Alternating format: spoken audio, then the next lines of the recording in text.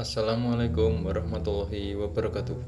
Kembali lagi dengan saya, Nur Azima Faiz Rusadi, peserta Latsar calon pegawai negeri sipil di lingkungan Kementerian Agraria dan Tata Ruang Angkatan 1. Pada kesempatan kali ini, saya akan mempresentasikan mengenai laporan aktualisasi saya yang berjudul Optimalisasi Pelayanan Informasi Terkait Peralihan Hak di Kantor Pertanahan Kota Bengkulu.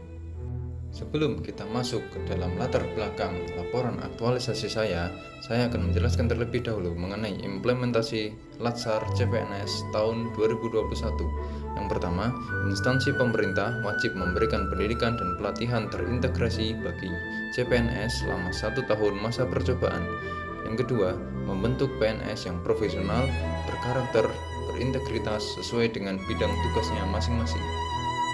5 dasar nilai PNS. Yang pertama adalah akuntabilitas, yang kedua nasionalisme, yang ketiga etika publik, yang keempat komitmen mutu, dan yang kelima adalah anti korupsi atau lebih akrab kita sebut dengan istilah aneka. Berikut ini merupakan latar belakang laporan aktualisasi saya, yaitu Peraturan Perundang-undangan Susunan Organisasi beserta fungsi Kementerian Agraria dan Tata Ruang atau Badan Pertanahan Nasional sudah terlihat baik dan terstruktur.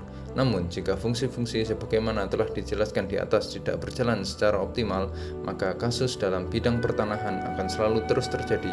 Oleh karena itu, pada tahap aktualisasi ini, penulis sebagai calon analis hukum pertanahan di lingkungan Kantor Pertanahan Kota Bengkulu, Provinsi Bengkulu, terdorong untuk melakukan kajian perbaikan dalam rangka memaksimalkan fungsi Kantor Pertanahan Kota Bengkulu, Provinsi Bengkulu, khususnya pada seksi penetapan hak dan pendaftaran. Identifikasi isu terkait dengan laporan aktualisasi saya adalah yang pertama, belum optimalnya pelayanan online peralihan hak atas tanah di Kantor Pertanahan Kota Bengkulu. Yang kedua, belum optimalnya pelayanan informasi terkait peralihan hak di Kantor Pertanahan Kota Bengkulu. Yang ketiga, belum adanya pelaksanaan absensi e-office pegawai selama pandemi di Kantor Pertanahan Kota Bengkulu. Yang keempat, kurang optimalnya penggunaan sistem aplikasi KKP di Kantor Pertanahan Kota Bengkulu. Isu terpilih yang akan menjadi laporan aktualisasi saya adalah berdasarkan hasil analisa pada latar belakang dan identifikasi isu di atas, maka core isu yang dipakai adalah belum optimalnya pelayanan informasi terkait peralihan hak di Kantor Pertanahan Kota Bengkulu, bahwa belum optimalnya pelayanan informasi terkait peralihan hak di Kantor Pertanahan Kota Bengkulu dapat menghambat salah satu fungsi aparatur sipil negara, yaitu sebagai pelayan publik sebagaimana telah diatur dalam pasal 10 huruf B Undang-Undang Nomor 5 Tahun 2014 tentang aparatur sipil negara. Selanjutnya kita masuk ke dalam realisasi kegiatan aktualisasi, di mana kegiatan yang pertama adalah menyampaikan rancangan desain atau draft banner peralihan hak kepada atasan langsung melalui sarana ringkasan berbentuk PowerPoint, di mana tahapan kegiatannya adalah yang pertama, melakukan konsultasi dengan atasan berkaitan dengan rancangan desain atau draft banner peralihan hak, berkaitan juga dengan kegiatan-kegiatan rancangan banner seperti sumber daya, estimasi beban biaya, dan estimasi waktu pelaksanaan. Yang kedua, menyusun PowerPoint rancangan desain atau draft banner peralihan hak. Yang ketiga, menyampaikan PowerPoint rancangan desain atau draft banner peralihan hak kepada atasan. Yang keempat, melakukan konsultasi dan menerima masukan serta saran dari atasan. Yang kelima, mengajukan rancangan desain atau draft banner peralihan hak kepada atasan atau mentor untuk disetujui. Pada kegiatan yang pertama dilaksanakan pada minggu pertama di bulan Juni, yaitu di tanggal 25 sampai 26 dan pada tanggal 29 Juni tahun 2021. Berikut merupakan output dan eviden kegiatan pertama. Yang pertama yaitu rancangan desain peralihan hak berbentuk file PowerPoint. Sedangkan output untuk kegiatan pertama selanjutnya adalah konsultasi dengan atasan berkaitan dengan rancangan desain atau draft banner peralihan hak dan bukti pengajuan rancangan aktualisasi kepada atasan mentor yang telah disetujui. Kegiatan yang kedua adalah penyediaan media informasi berkaitan dengan tata cara atau prosedur atau alur permohonan peralihan hak. Kegiatan ini sendiri dilaksanakan pada minggu kedua di bulan Juli pada tanggal 6-7 Juli dan 16 Juli tahun 2021. Adapun tahapan-tahapan dari kegiatan kedua adalah Yang pertama, melakukan konsultasi dengan atasan terkait rencana penyediaan media informasi berkaitan dengan tata cara atau prosedur atau alur permohonan peralihan hak. Yang kedua, mencetak konsep atau rancangan isi media informasi berkaitan dengan tata cara atau prosedur atau alur permohonan peralihan hak pertanahan. Yang ketiga, menampilkan media informasi berkaitan dengan tata cara atau prosedur atau alur permohonan peralihan hak pertanahan di Kantor Pertanahan Kota Bengkulu. Output dan eviden pada kegiatan kedua yang pertama adalah desain standing banner bagan alur peralihan hak.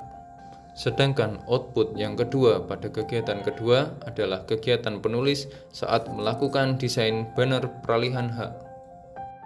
Dan output atau eviden yang ketiga pada kegiatan kedua adalah pemasangan standing banner di lingkungan Kantor Pertanahan Kota Bengkulu bersama mentor dari penulis langsung, yaitu Bapak Suroi Sarjana Hukum. Pada kegiatan saya yang ketiga adalah pemanfaatan media elektronik dan sosial guna penyebarluasan tata cara, prosedur, atau alur permohonan peralihan hak. Kegiatan ini sendiri dilaksanakan pada minggu ketiga dan keempat, tepatnya di bulan Juli pada tanggal 16 dan pada tanggal 21 sampai 22 Juli tahun 2021. Adapun tahapan-tahapan kegiatan sebagai berikut. Yang pertama adalah melakukan konsultasi dengan atasan terkait dengan rencana pemanfaatan media elektronik dan sosial guna penyebarluasan tata cara atau prosedur atau alur permohonan peralihan hak. Yang kedua, menyusun konsep atau rancangan e-poster.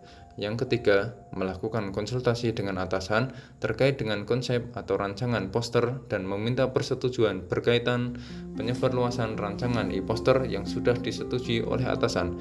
Yang keempat, menyebarluaskan e-poster melalui sarana sosial media, khususnya sosial media kantor. Berikut ini merupakan output atau eviden kegiatan yang ketiga. Output pertama adalah melakukan konsultasi dengan atasan terkait dengan konsep atau rancangan e-poster yang dilakukan oleh penulis kepada mentor atau atasan langsung. Output yang kedua adalah konsep atau rancangan e-poster peralihan hak yang dibuat oleh penulis yang rencananya akan disebarluaskan di akun media sosial milik kantor. Sedangkan output yang ketiga adalah menyebarluaskan e-poster yang telah dirancang melalui sarana sosial media Facebook dan Instagram milik Kantor Pertanahan Kota Bengkulu yang merupakan instansi lingkungan penulis bekerja. Kegiatan yang keempat adalah laporan kegiatan aktualisasi yang telah dilakukan oleh penulis. Kegiatan ini dilaksanakan pada minggu keempat di bulan Juli, tepatnya pada tanggal 23 dan 26 Juli tahun 2021. Adapun tahapan-tahapan kegiatan ini adalah sebagai berikut. Yang pertama, menyusun laporan kegiatan aktualisasi. Yang kedua, menyampaikan dan melaporkan hasil kegiatan kepada atasan. Yang ketiga, meminta umpan balik atau saran dan masukan atas hasil kegiatan aktualisasi dari mentor atau atasan. Berikut merupakan output atau eviden pada kegiatan keempat yang berupa hasil keseluruhan penyusunan laporan kegiatan aktualisasi yang melingkupi kegiatan pertama hingga kegiatan ketiga. Dari kegiatan aktualisasi yang dilakukan oleh penulis, tentunya ada faktor pendukung dan faktor penghambat. Yang pertama adalah faktor pendukung. Faktor pendukung yang dialami oleh penulis adalah yang pertama, adanya dukungan dari mentor, pimpinan, dan rekan kerja terhadap pelaksanaan kegiatan aktualisasi.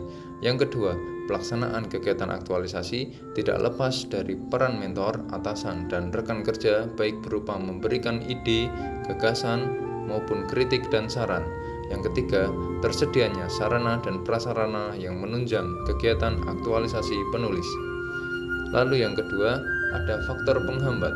Faktor penghambat yang pertama adalah adanya keterbatasan prasarana berupa printer untuk mencetak standing banner. Yang kedua, adanya kesibukan dari atasan maupun penulis dikarenakan tugas pekerjaan masing-masing, sehingga agak susah untuk membagi waktu dalam melaksanakan bimbingan.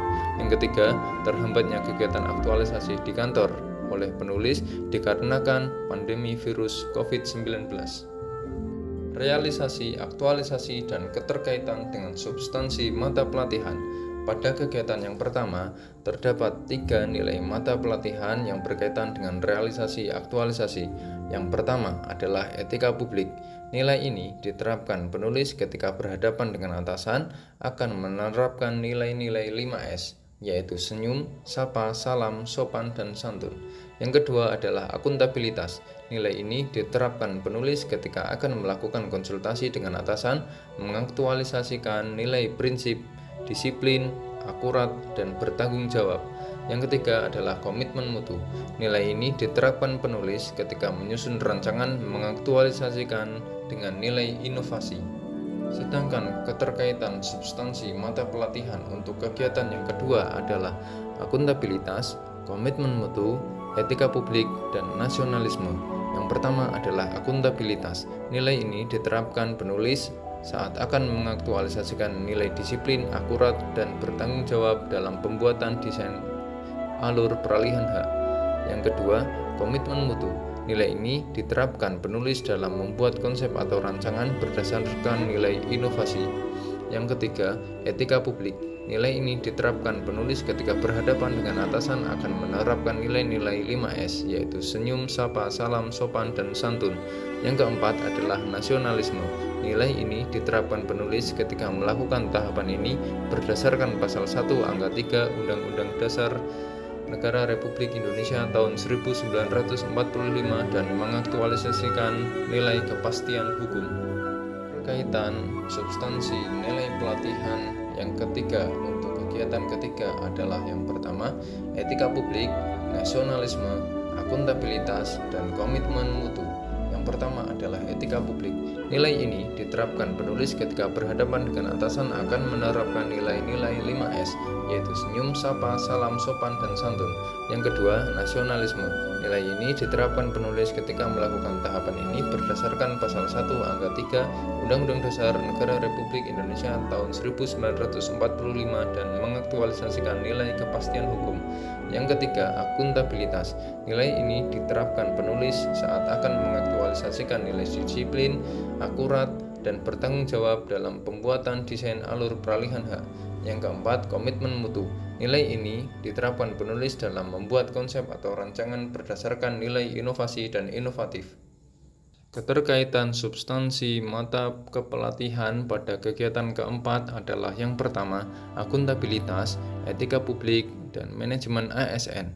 Untuk akuntabilitas, nilai ini diterapkan penulis ketika akan melakukan konsultasi dengan atasan, mengaktualisasikan nilai disiplin, akurat, dan bertanggung jawab. Yang kedua, etika publik. Nilai ini diterapkan penulis ketika berhadapan dengan atasan akan menerapkan nilai-nilai 5S, senyum, sapa, salam, sopan, dan santun. Yang ketiga adalah manajemen ASN. Penulis akan mengaktualisasikan nilai bersih dan transparan dalam melakukan pelaporan.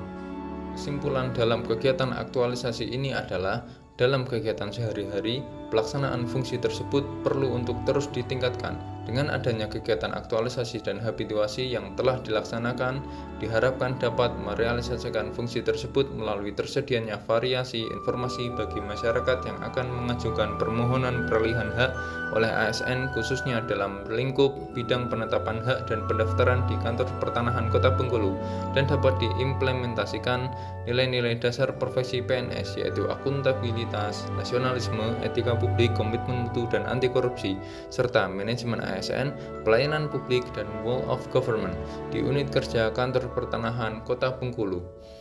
Sedangkan untuk tindak lanjut dalam aktualisasi ini adalah setelah mempelajari nilai-nilai aneka dan manajemen ASN, pelayanan publik, serta Wall of Government yang telah diterapkan di Satuan Kerja Kantor Pertanahan Kota Bengkulu, diharapkan peserta latihan dasar CPNS gelombang 1 dapat menerapkan nilai-nilai tersebut di satuan kerja tempat masing-masing CPNS dan sedapat mungkin memegang teguh nilai-nilai tersebut selama melaksanakan tugas sebagai aparatur sipil negara, sehingga kepercayaan masyarakat meningkat terhadap aparatur sipil negara, khususnya pegawai Badan Pertanahan Nasional yang memiliki moto ATR BPN melayani, profesional, dan terpercaya.